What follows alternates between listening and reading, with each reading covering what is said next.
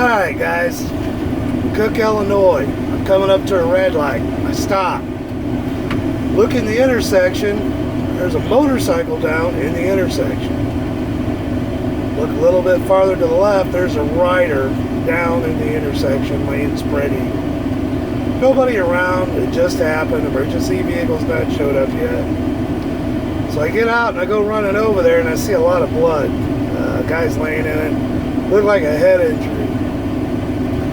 I asked the guy, hey, can you hear me? Are you okay? His eyes blink a little bit. I look up, there's a lady got out of her car, said she dialed 911. So probably 7 minutes from the time I arrived at the accident, had the police show up.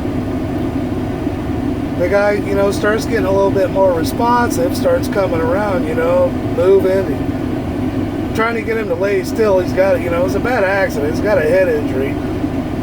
But here's the part that, accidents happen. Here's the part that thoroughly burns my bacon. The car involved in the accident, and from what the witnesses say, it was at fault.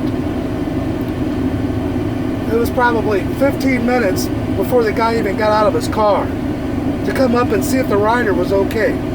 I pull up to the light, nobody's around. The guy's laying spread eagle in the street. Cars still turning, making their turn around this guy and his motorcycle laying in the street.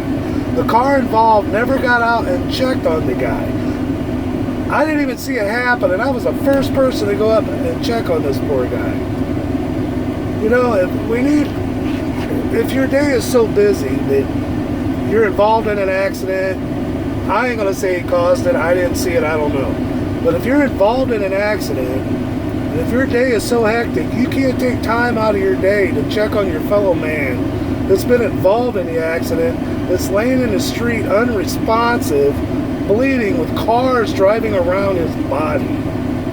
You really need to step back and take a look at your priorities. Because, there's more important things. You may get home 5 minutes later, but at least you're getting home. This man's not going home. He's going to the emergency room. That man is somebody's husband, somebody's father, or somebody's son. In just a little bit of time. Could have just checked on him to see if he was okay, for God's sake. And that's just, is that what we're coming to as a society? It's just last man standing wins? Is that the way this is going to go? Is there no more compassion?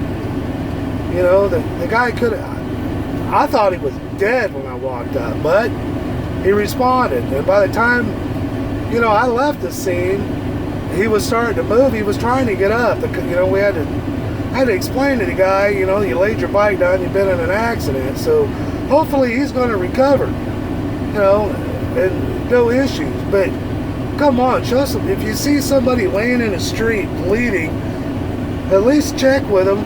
Make sure they're okay. Stay there with him. Make sure no other cars hit him. He could have easily been hit.